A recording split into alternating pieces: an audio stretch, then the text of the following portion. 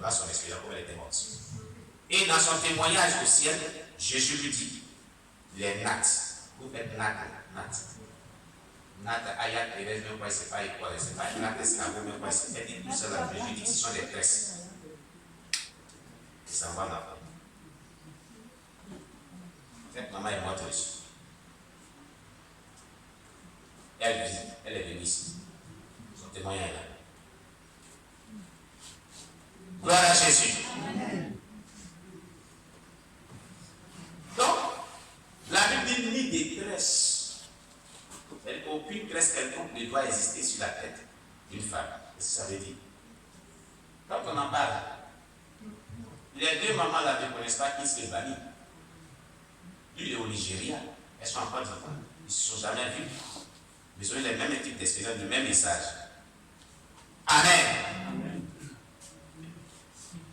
Jésus dit, n'est-il pas écrit dans votre loi que le témoin de deux personnes est vrai? C'est pas ça? Donc, les témoignages est vrai. Elles sont plus que deux personnes. Et nous sommes pour la vérité. Nous devons vivre selon la vérité. Quand on est chrétien, le chrétien doit vivre selon la vérité. Si tu n'es pas prêt à vivre selon la vérité, tu n'es pas chrétien. Parce que soit c'est la vérité, soit c'est le mensonge. Il n'y a pas d'à peu près de chez Dieu. C'est pour ça que la Bible appelle le juste juge. C'est qui est juste, il n'y a pas à peu près dedans. C'est qui est juste là, il y a à peu près dedans. Entre nous, il y a à peu près dedans. La Bible dit de Dieu, l'Éternel, il est le juste juge. Dans le Psaume 7. Le Psaume chapitre 7, il dit qu'il est le juste juge. Donc chez Dieu, il n'y a pas d'à peu près. Ou tu es chrétien et que tu vis selon la parole de Dieu, ou tu ne vis pas selon la parole de Dieu. Tu n'es pas chrétien. Amen. Alléluia. Amen. Une chrétienne condamnée en enfer pour avoir tressé ses cheveux avec des pignes. Ensuite, il me dit de le suivre en enfer, car il voulait me montrer quelque chose. Et je l'ai suivi. Arrivé là-bas, il fit remonter une femme du gouffre de l'enfer, et elle me dit, fils, observe cette femme. Il me dit, fils, observe cette femme. Elle était de l'église biblique, de la vie profonde. Elle a appris que c'est un péché si une femme tresse ses cheveux, quel que soit le type de fil utilisé. Mais elle ne l'avait pas cru. Elle n'avait pas cru à cela. Elle a refusé cela. À savoir, elle fut trouvée coupable d'avoir tressé ses cheveux avec un fil. En conséquence, de quoi fut-elle envoyée en enfer? Quand j'ai observé la femme, j'ai vu qu'elle avait tressé ses cheveux avec du fil synthétique, plastique. La femme plaidait pour le pardon, mais elle ne reçut pas une suite favorable. Finalement, elle fut renvoyée en enfer. Malgré cela, j'ai demandé à Jésus-Christ la raison pour laquelle elle n'a pas pardonné cette femme quand elle demandait pardon, et il me dit, la femme fut avertie à plusieurs reprises à travers des révélations et par des gens, mais elle refusait de se corriger. Au contraire, elle se considérait comme parfaite en toutes choses. C'est comme présentement on est en train d'avertir. Et comme présentement on parle du dépouillement, les gens résolvent. Et non, l'apôtre Damon là, il est bon, mais son affaire de dépouillement, c'est ça qu'on est plus. Il est rentré dans une affaire de dépouillement. Sinon, on le connaissait, s'il n'est pas dans le dépouillement, il est rentré dans le dépouillement. C'est ça qui sont trouvés à nous maintenant. C'est ce qui se dit dans la Bible des gars ici. Même mes collègues eux-mêmes le disent. Et maintenant, je n'ai plus d'amis à cause de ça. Vous comprenez? Amen. Alléluia. Mon seul ami, c'est la Bible. Terminé. Parce qu'à cause du dépouillement, les gens ne m'aiment plus. À cause de ce qu'ils sont en train de dire. Il dit qu'il est bien, mais on ne sait plus dans le cas où il est rentré maintenant. Donc c'est ce que la Bible dit. On n'a pas vu les textes. Ce n'est pas écrit dans la Bible. Moi, j'ai trouvé la Bible sur la terre. C'est moi qui ai écrit la Bible. La question que je me pose, si c'était mauvais, qu'on ne devait pas appliquer cela, pourquoi les premiers chrétiens ont appliqué cela? Voilà la question que je me pose. Ce principe de vie de dépouillement là qui est dans la Bible, si nous les chrétiens de notre époque, on n'est pas appliqué cela. Mais pourquoi les premiers chrétiens ont appliqué cela? Ils ont vécu cela. Quand les premiers chrétiens vivaient cela, c'était un péché. Donc ils étaient mauvais alors. Donc ils étaient en train de dévier alors. C'est ce que moi je me pose comme question. Et quand je ne réponds pas, c'est que les chrétiens ont vécu, les premiers chrétiens, les Bibles ici a vécu, on dit non, c'est révolu, on ne doit plus vivre de cela. Donc il y a une évangile moderne. Attendez, le pape il va vous aider dedans. Il va faire une Bible moderne pour vous. Attendez, ça vient. Quand vous avez la chrétienté moderne là, les doctrines modernes là, il apparaît, il dit la Bible est révolue. Il va faire une Bible et il va vous envoyer dans votre modernité de christianisme là. Vous allez rentrer dedans.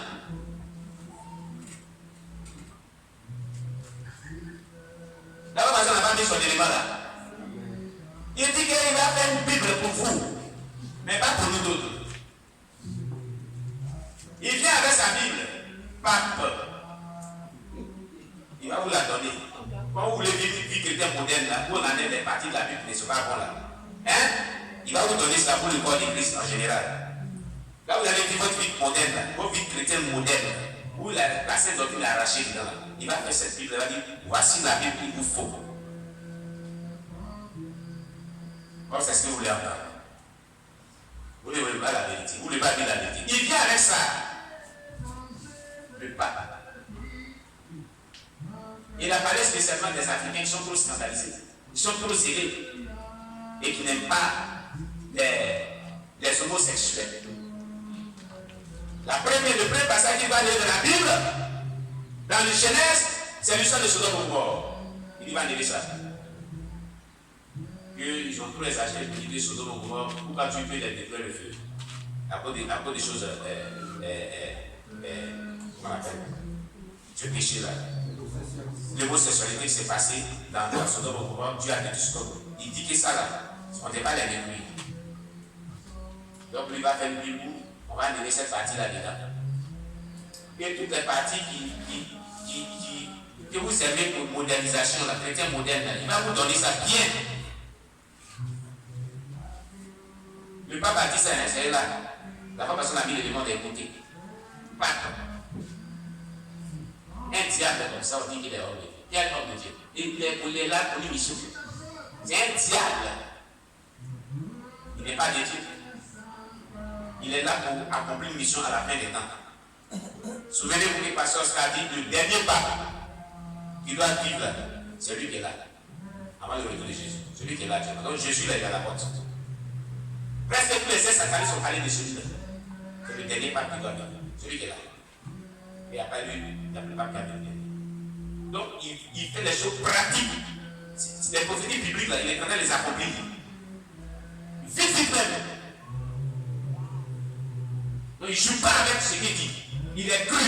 Si ça vous arrange, ça vous arrange pas, lui il fait.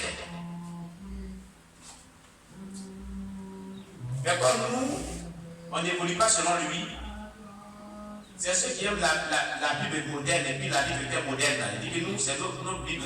Et nos vies chrétiennes, notre doctrine est révolue, c'est ancienne. C'est eux qui vont tomber dans ce piège.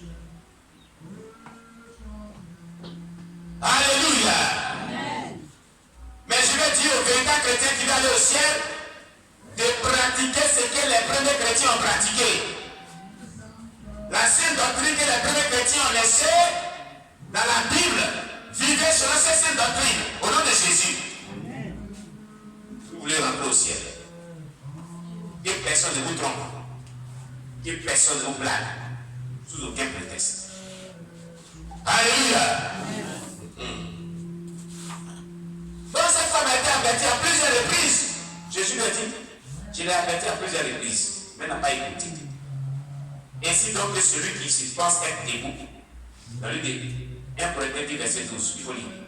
On prend la Bible, 1 Corinthiens chapitre 10, verset 12. On va lire. Comme on l'a averti, que vous ne voulez pas comprendre. 1 Corinthiens chapitre 10, verset 12. 1 Corinthiens chapitre 10, le verset 12.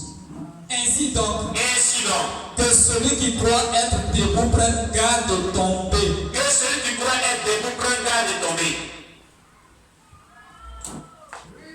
Est-ce que vous comprenez? Que celui qui croit être debout là, qui prend garde de tomber. Elle croyait être debout. Elle croyait être vraiment de la vérité. Elle refoulait vraiment ses avertissements. Elle s'est retrouvée en enfer. Et c'est fini. Tu ne vas plus revenir sur la terre. C'est pour souffrir pour tes bons. Si quelqu'un t'a blagué, c'est fini pour toi. Pour toujours.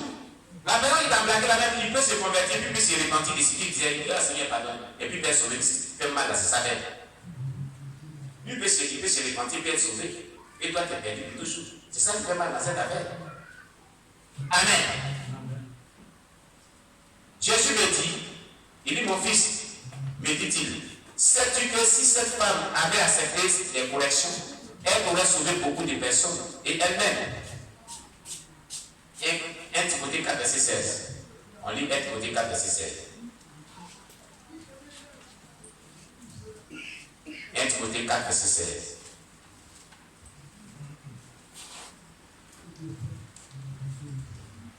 Timothée chapitre 4, le verset 16. 1 Timothée chapitre 4, le verset 16. Oui. Veille sur toi-même et sur ton enseignement. Veille sur toi-même et sur ton enseignement. Persévère dans ces choses. Persévère dans ces choses. Car en agissant ainsi, tu te sauves toi-même. Tu te sauves toi-même. Et tu sauveras ceux qui t'écoutent. Et tu sauveras ceux qui t'écoutent. Voilà ce que dit Paul à son fils spirituel Timothée. C'est pour ça que nous on veille sur ce que Dieu nous a dit de prêcher. Et on veille sur les autres. Amen. Oui, oui. On veille sur ce que Dieu nous a dit. Et on veille sur les autres. C'est ça. Gloire à Jésus-Christ. Parce que plusieurs la regardaient et la prenaient pour leur modèle, cette femme. Ainsi, elle a dirigé beaucoup de personnes vers l'enfer. Pour cela, elle doit retourner dans le feu éternel. Parce qu'elle a mené plusieurs personnes à l'enfer. Elle n'a pas veillé sur l'enseignement de la Sainte Doctrine. En outre, pendant qu'elle plaidait pour la miséricorde, elle voulait venir plus près de Jésus-Christ. Quand une forte voix tonna, demi-tour, puis un vent terrible souffla et la ramena en enfer. À vrai dire, cela m'a bouleversé. Amen. Un ouvrier d'iniquité remonté de l'enfer. Après le renvoi de la femme en enfer, Jésus-Christ fit remonter un homme hors des flammes de l'enfer. Lorsque l'homme remonta, ce fut comme s'il eut un peu de répit. Vu la manière dont il agissait, je l'ai regardé et j'ai constaté qu'il y a quelques entailles, blessures, les entailles sont les blessures sur tout son corps, et il n'était ni agréable.